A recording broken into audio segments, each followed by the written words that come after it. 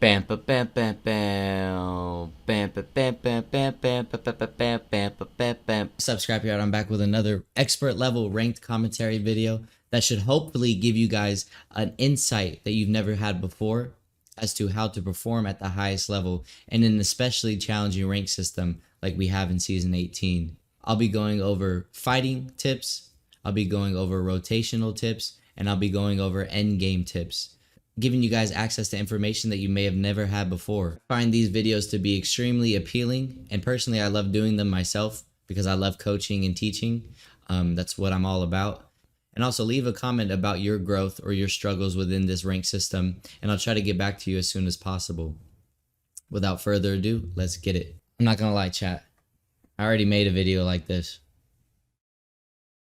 Come to find out that my microphone wasn't even on. So here I am spending another hour making this video. Kind of garbage, but whatever. We land at capacitor over here. No teams landed with us, so there's not much to show right now. But eventually a team from lab sides ends up pushing us. And so this is a fight that we have to take because this team was forcing this fight. And it's an okay fight to take. It's not really a bad fight since it's in the beginning of the game. Nobody else landed capacitor. Nobody else landed labs aside from that one team. So this is a fair 3v3. We may get third party, but not anytime soon. And so notice how the team is expending a lot of their resources, making sure that we can't hold this staircase. They've effectively gotten rid of any angles that we could hold at the bottom of the staircase to prevent this team from pushing. So Carter and Johnny have to back up because of that Maggie ball. But notice my positioning right here in this off angle where I'm at right now. I have a clear LOS, line of sight, at the entrance of that staircase so that if anybody slides down, I can help cover my teammates. This off angle is unpredictable. Most teammates aren't going to slide down this staircase and look straight. They're going to slide and turn right and look into this little compartment over here.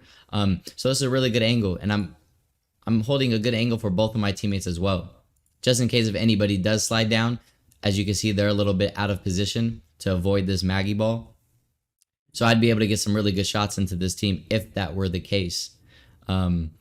They're trying to do what they can to make an opening for themselves. So you'll see them throw a lot of thermites here to kind of push us away, to create more space and more room for them to push up. They also throw this Gibby bubble, and this is something important to understand as well. That Gibby bubble, an aggressive Gibby bubble like this is very effective for taking up space and creating cover for yourself that you wouldn't have had otherwise. If we were to sit here in the positions that we're at without any cover, as you can see, Carter doesn't have any cover. I don't really have any cover except for right here. And Johnny has this head glitch that he can hold right here. But in order to do damage onto them, he'd have to vacate that head glitch. And therefore vacate his cover as well. So this would be a tough fight to take since they have successfully closed the gap and took up more space. Our response as a team, as I instructed my teammates, is to back up and create more distance between me and them so that this Gibby bubble is kind of rendered useless at that point. You'll see Johnny's by himself, I think, throwing grenades, and he's very out of position right now. He throws his Horizon Q, which he's able to take up, and he ends up throwing his ultimate as well. But you'll see he got PK pumped for about 100. If he had stayed there any longer, he's definitely dead. But he was able to get to safety, and so now I hold an angle for him. So initially I was looking for Johnny, over Johnny's angle to make sure that he wasn't getting pushed, but he Horizon Q'd to cover, and now Carter has thrown a beautiful catalyst wall. So now my attention doesn't need to be on Johnny because that enemy team is not going to triple stack walk through that catalyst wall. That would be dumb to try to chase Johnny because he's weak. So Johnny is okay where he's at. He's safe. But Carter is the person that I need to look at as a support role, as a support player of my team, because he can easily get swung, which he does. And so I'm holding a perfect angle for him. You'll see me almost crack whoever the purple armor person is, the Maggie.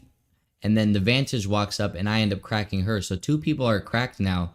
And just within a few milliseconds later, all three of them are now cracked. This gives us the advantage in this fight.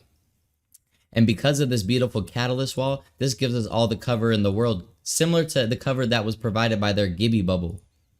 Except With a catalyst wall, you can be shot through it, but it's difficult to shoot through a catalyst wall and successfully hit a target that you can't see. So it effectively works in the same manner as that Gibby bubble does. It gives us a place that we can peek and poke damage and return back to cover.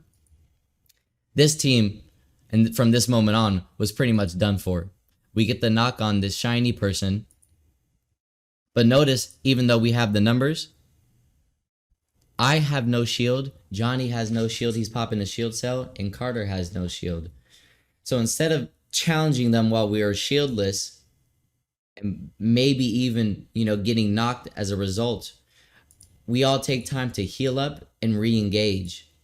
This is also not so much to, not go down to this team, but to also remain as healthy as possible just in case if we get third-partied, which happens a lot this season, as you guys know. So I pop this battery and I re-engage using the catalyst wall as cover. I didn't mean to go back that far, excuse me. Let me see if I can go forward a little bit. I get that Gibby knock, but utilizing the catalyst wall as cover. There's only one person left on this team, so, he swings down onto us and we get that kill. It's a very good fight. Notice the angles that I played, the off angles that I played. Notice how I rotated between my teammates to cover them, whichever one needed to cover the most. And notice how we communicate. Well, obviously, you can't hear our communications, but we were calming everything. And we played together as a team, and we were able to win that fight. Notice how immediately after that fight is done, I look at my flank side, which is behind you, and I take my attention to there to see what's going on, to see if we're getting third party from that, from that side behind me. And that's important to do because if you can only see what's in front of you, my attention was in front of me through that staircase. There's only one place to push us, which is down that staircase. As we're fighting that team, I don't see or hear anybody in front of me.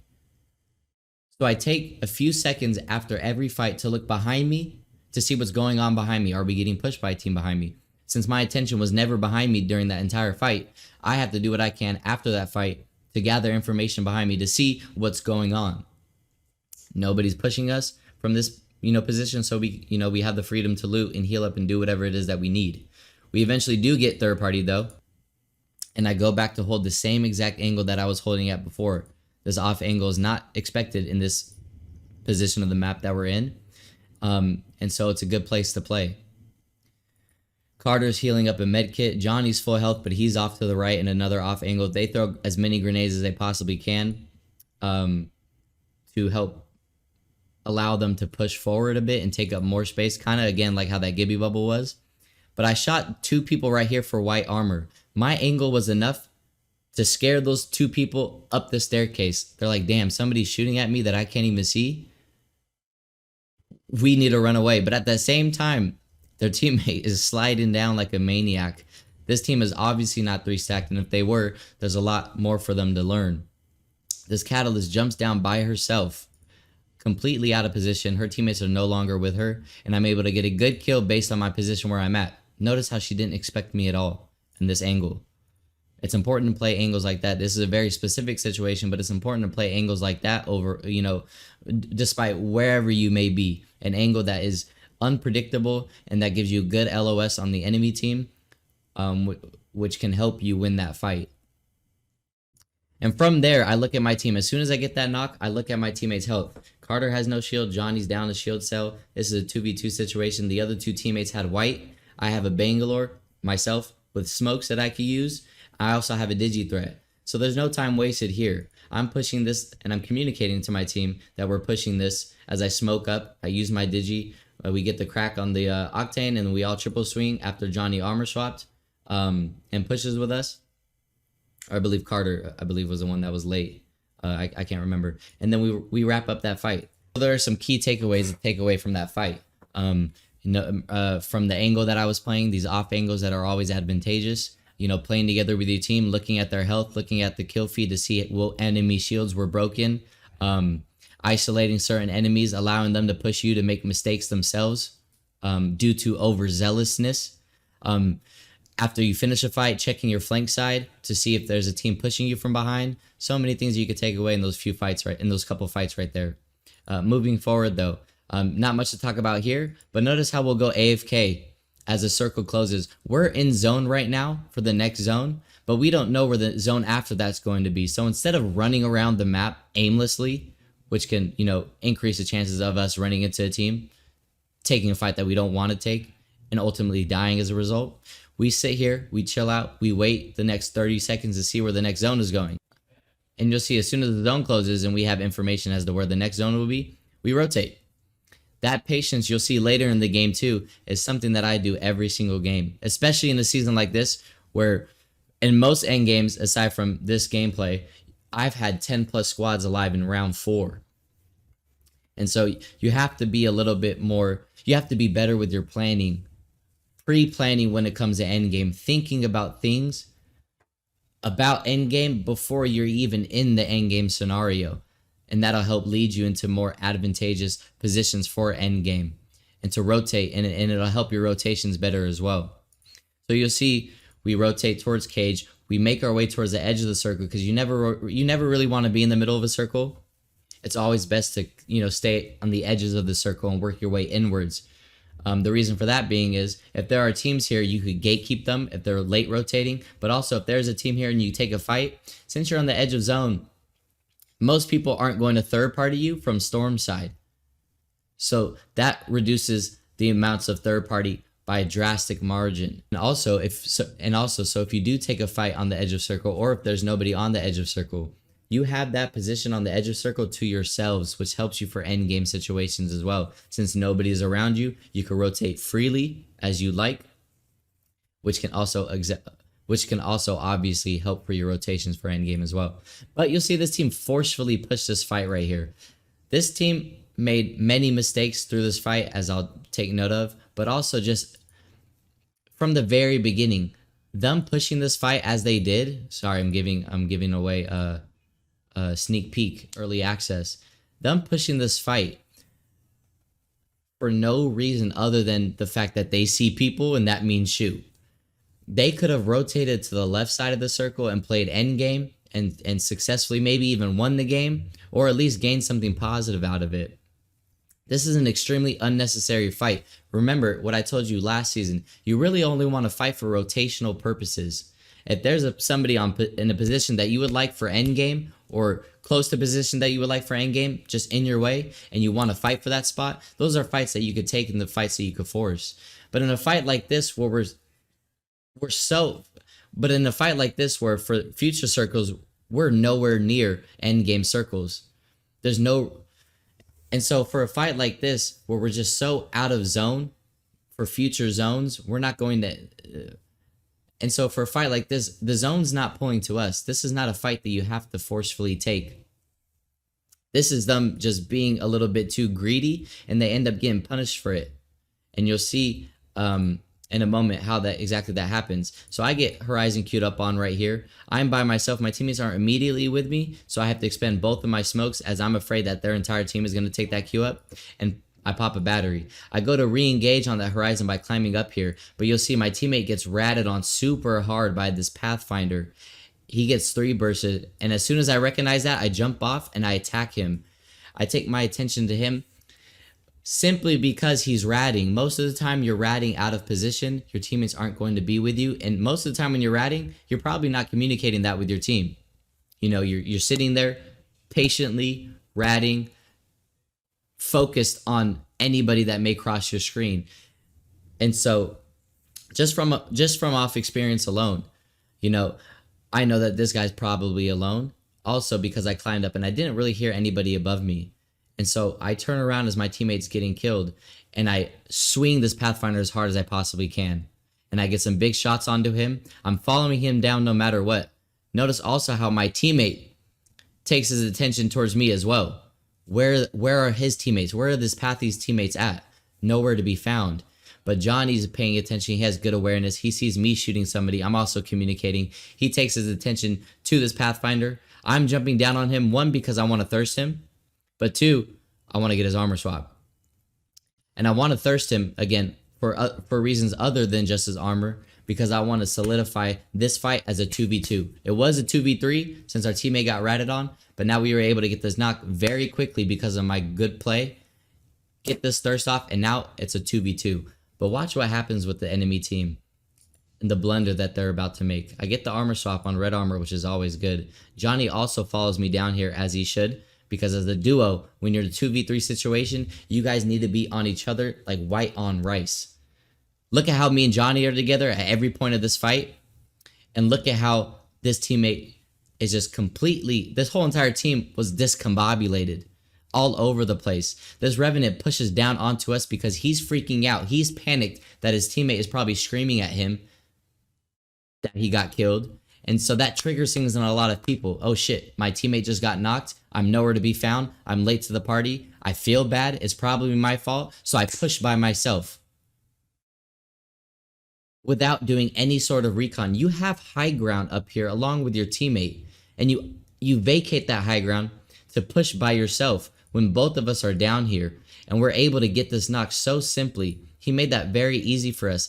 But look how much damage this Horizon is able to do to us as a solo based on their positioning. Had that Revenant stayed up on high ground, they could have easily beat us.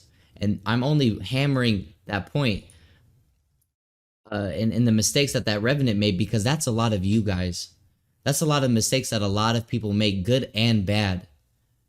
It's an impulsive decision that's made in the heat of the moment with not a lot of forethought.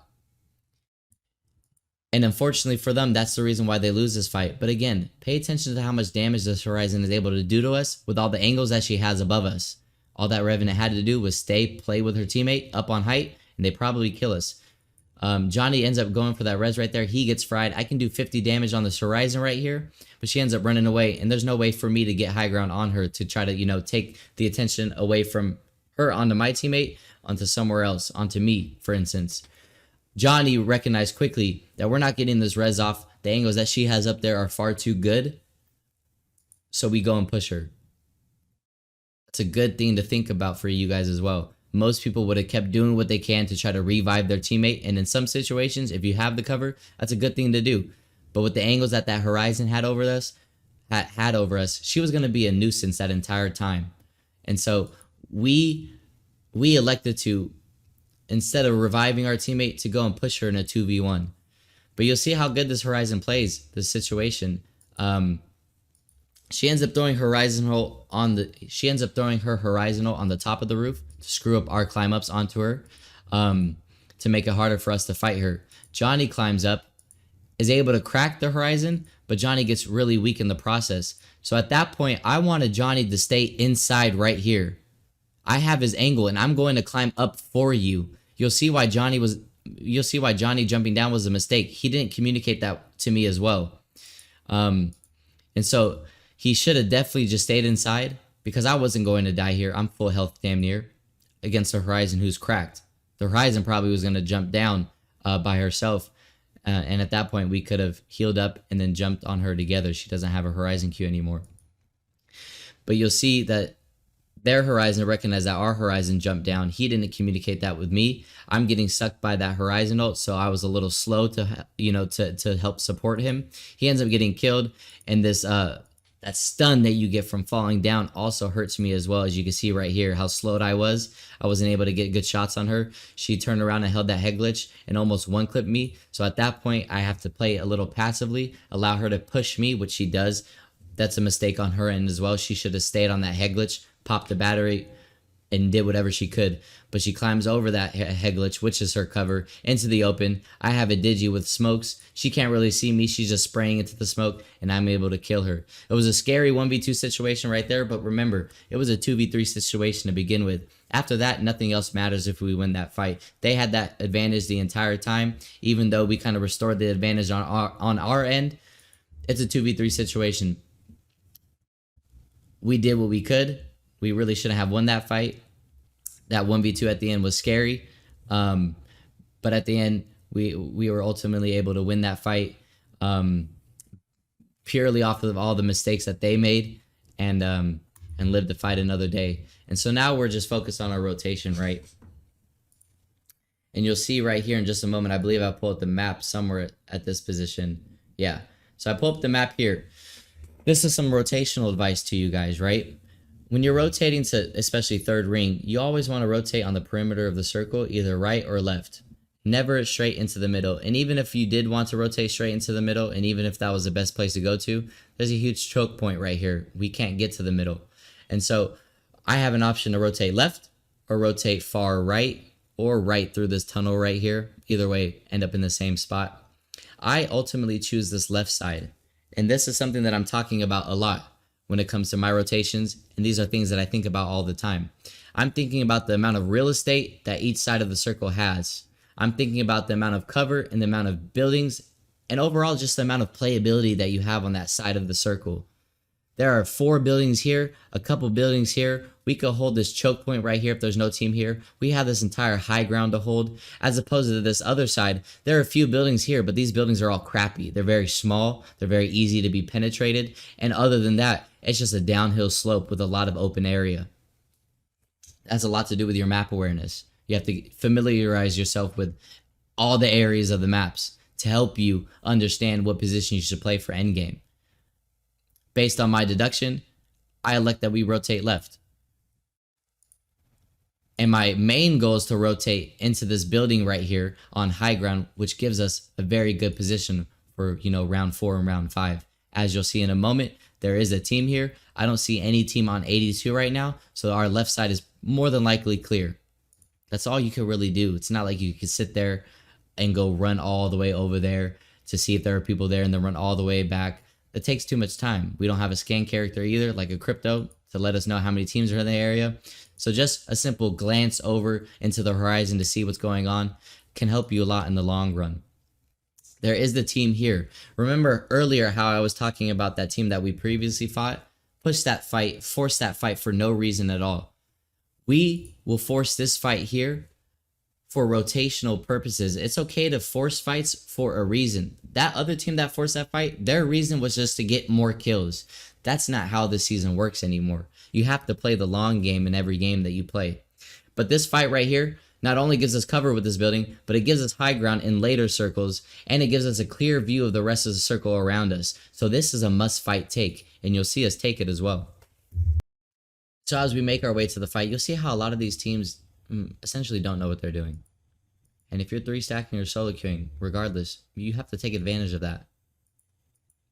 Especially on the weaker teams, right? If you can control anything in this game, control the fights that you take against weaker teams and probably avoid fights against teams like us, the 3-stack pro teams and pred players that you go up against as best as possible until the end game. Those are the fights that are going to be tricky and that you should probably avoid. But if you see people making mistakes like this, you should, take that opportunity to fight these fights, especially when it's for rotational purposes. That'll help set you up for better positions. That'll help set you up for better positions for endgame. And so you see me climb up here. Immediately, Carter gets cracked. So I hold my position. This lifeline has vacated her cover. I'm able to do 88 damage onto her. I fall back to my head glitch as I get shot for about 75. But I need to still hold this angle so that Carter can heal up. That person here ends up pushing me in the wide open, vacating her cover just like the lifeline did, except now my teammate was ready for this, as was I. In half a second, she overextends for just a few moments, and that's what throws their teammates' games. This game is a matter of inches and a matter of seconds, and you can make a mistake for just half a second and completely change the dynamic of that fight. All she had to do was hold the head glitch just as I'm doing right here as an experienced player. But as a non-experienced player, she vacates her cover, walks into the open because she's too hyper fixated on Carter, who's semi-weak as they're popping a battery, and ends up getting punished for that. And like I say, with every fight that I take, we wait for a moment where we do enough damage on a singular person, or if we knock them, to engage and close the distance on that fight and to wipe them out. You never really want to push a fight aggressively unless you need to, again, for rotational purposes, if you haven't done any damage to them yet. But we get the knock right here, and that's when we close the distance. I swing up against his Revenant, as does my teammate, and watch how it's important to communicate that to your teammates as well. I'm coming to my team to push with me. He pushes with me. That Revenant is in his ultimate with a knockdown shield. If I push that alone, I'm probably dead. You'll see even with 2 guns on him at the same time, he ends up surviving.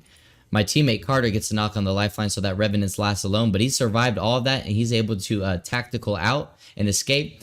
But we see where he goes, and we get the kill on him regardless. But you'll see how much respect you have to put on that Revenant ultimate. I think, to be honest, it should be nerfed slightly. I think it is far too powerful, and it's partly the reason why he's being played at the #1 pick rate for the whole month of this season.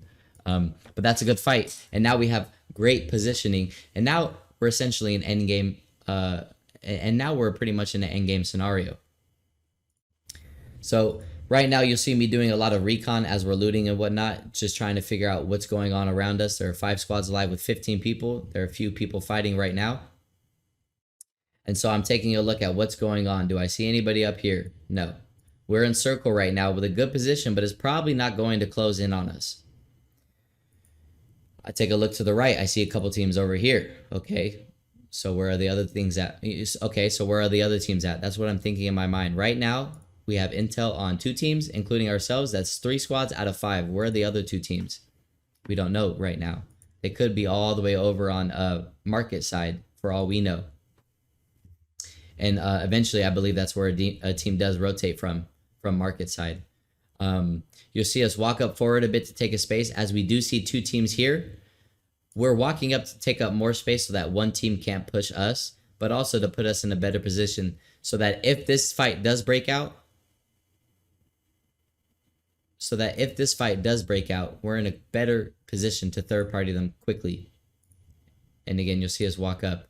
But we did walk up, I believe, right here. Yeah, we walk up. Again, we're not looking to push this fight at all. Rather, just to take up space and to see if we can get any cheeky knocks on them as the circle is now closing. So a team ends up dying. There's only 1 person missing, so 1 team is a duo. 3 other squads are fully up. We see a team here. That's a full 3 stack. Taking note of the legends that they're using. That's a Horizon. That looks like a Bangalore, and that looks like a Lifeline. Things to think about. That's good information gathering right there. I put an armor swap in here just in case if the circle does close in on us, as we'll see in a few seconds. Circle doesn't close in on us. And now we have a pretty crappy rotate with a pretty crappy circle, okay? So now I'm thinking, where the hell do we go? I pinged the silo because that's a position where I don't see anybody at currently, and it also provides us in a cover. It also provides us in a position within this endgame circle that has some cover. And there's not a lot of cover in this area right now. There's still a team to our right in the buildings that I was just looking at. And then we have that team to the left up here that I was previously looking at behind us. And so we immediately push this circle right now. We don't have any intel. We don't know if there's a team here or not, but it doesn't look like there's a team here. And so we push that. It's an assumption based on the information that we've gathered. Doesn't really look like there could be a team here. And that's enough information for us to go make this rotate, which ultimately ends up winning us the game. And so that was a good call on my end. And both of my teammates agreed with that immediately. As soon as I pinged that, they were like, screw it, I'm jumping down. They throw that catalyst wall up there to prevent that team from the right from shooting down on us. We're pinging the top of this mountain right here because that's a position that we need to hold to prevent that team on high ground from looking down onto us, taking up space, and making it hard for us to play this area right here. I get cracked immediately as I make my way to these silos. I use a smoke. I pop a bat. You can see that team is still shooting down onto us, shooting at Johnny currently right now. But that's a good position that he's holding right now. Again, all he's doing is information gathering and also establishing presence and dominance up in that position of the mountain right there. All it takes is one person to prevent a whole team from pushing or at least slowing them down. Since he's doing that, this team cannot walk up freely and look down on us. And so that's why, and those are things to think about when it comes to, the micro of the game, when it comes to these small little decisions that you make within a fight. That's something you have to do. He's isolated right now, but he's safe, and he's doing what he can to prevent that team from looking up at us. You'll see in a moment, as he swings downwards, I push upwards because that's such an important place for us to hold. Again, if we don't hold here at all, and this team was smart, all they have to do is look down on us with major head glitches, and they could easily do major damage on us and prevent us from winning this game. So I walk up a little bit. At the same time I'm walking up, you'll finally realize that this team finally decided to push this, this high ground that they should have pushed seconds ago. I'm able to do about 70 damage to that Horizon right there. She has to heal. I throw my Bang ultimate to further delay them from pushing this position that I don't want them to be in. I re-peek though as my Bangalore ult goes down, and I hit that Bangalore for 50 damage. I slide down though because I'm getting shot from that team, and that Bangalore did close the gap. But I have a Bangalore ult there, so that should do a good job at preventing that team from pushing. Except you have crackheads like this Bangalore right here. Are you kidding me, bro? I know this looks funny to you guys because genuinely, what is she doing? But this is how a lot of people play the game. This is a major mistake that ultimately leads to them losing with probably not a lot of points gained this game. And so I'm in the middle of a bat. I don't have my gun out. It's not even reloaded. I do what I can. I pull it out, but I take major damage from her, from the team up top, and her lifeline teammate shooting me. I pop a battery right here regardless of what's happening behind me. One, because I trust my teammates. And two, even if I get knocked, if that lifeline is sliding down, both of my teammates are going to kill her, whether they're good or not. And that's exactly what she does. I hold it, I pop this battery, but then this Horizon swings me. At this point, I don't want to risk going down because at that point, it's just unnecessary. It just pushes and delays us further. But the Horizon queues up, so I continue popping my battery. Both of my teammates kill her. And you see the mistakes that team made. All they had to do was hold that high ground. A lot of people, get too horny for kills or whatever the decision may be as to why they do that. I think a lot of the times they genuinely just don't think. And those will be the same type of players that will say, this season sucks. This season's all about ratting, blah, blah, blah. Well, you can also make it a lot easier on yourself by thinking a little bit, by being a little bit more patient, and just by, holding your position, not being impulsive. And that ultimately led to their demise. So now we end up getting walked up. We end up getting walked up on by another team after this fight is over. I just pop a battery. I'm trying to pop some syringes, and I end up getting cracked, I believe, sometime soon as the team walks up. Correct. I get cracked pretty quickly right there, so I have to jump down and pop a battery. But Johnny gets a crazy heady on his Kraber right here, shoots him for 189. At the same time, Carter climbs up. He's able to do that last remaining damage on him, and we get that opening. We've now created an opening. Remember what I talked about earlier on the high ground. We are waiting for an opening, whether it's a major amount of damage or it's a knock. And that can help increase the chances of us winning that fight as quickly as possible. And that's exactly what happens here. We get that knock. We know it's time to push. There's no other reason for us not to push. Fortunately for us, their catalyst threw down cover for us, which probably was meant to revive, to provide cover so that they could revive their teammate. But this screws them up because now they've given us cover from the other team that's over there. They can't shoot at us. I throw a bang smoke up because I see a guy here.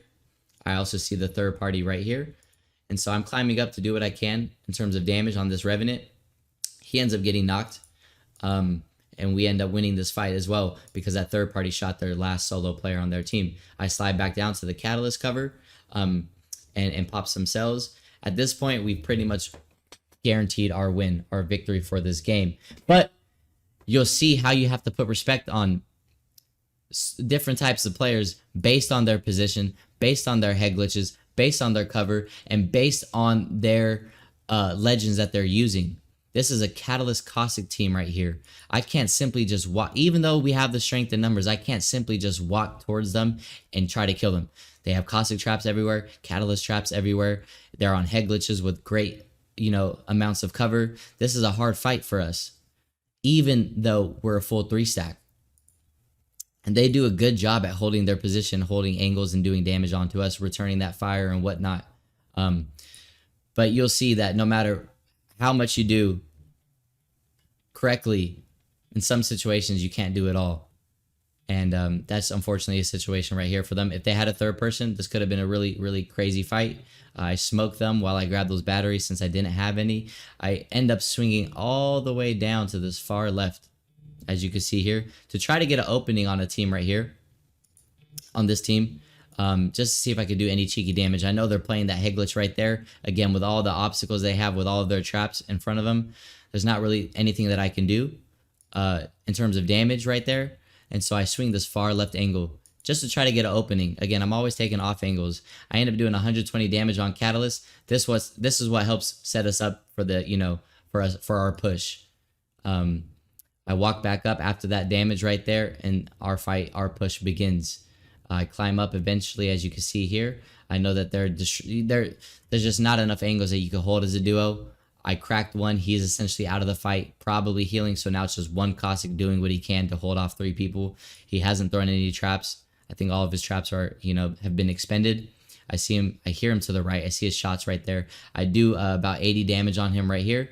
He ends up re-peeking me, and I end up one-clipping him. And then from there, it's a 3v1. Again, nothing crazy about this other than the fact that please understand how patient we are, even when we have the numbers. Mistakes can be made, especially against a Cossack and Catalyst team. Had we just pushed up with all of their utility, we probably could have lost that fight, or at least made it way more difficult than it needed to be. So we played it slow. We were patient, did damage. Even when we're in a 3v2 situation, we're waiting for damage to be done or a knock to be done so that we could push that fight and guarantee our victory in that fight, and we win that game. So many good takeaways from this video. This was a very textbook game on all parts of this team, and I hope that you guys learned a lot from it. Again, if you did, please leave a like, comment, and subscribe if you haven't already. I'm trying to get 100,000 by the end of the year. We're almost at 70,000 right now. I appreciate your guys' support. And again, I hope you guys enjoyed, and I'll see you guys next time. Peace. Bam, bam, bam, bam, bam. Bam, bam, bam, bam, bam, bam, bam, bam, bam, bam, bam, bam.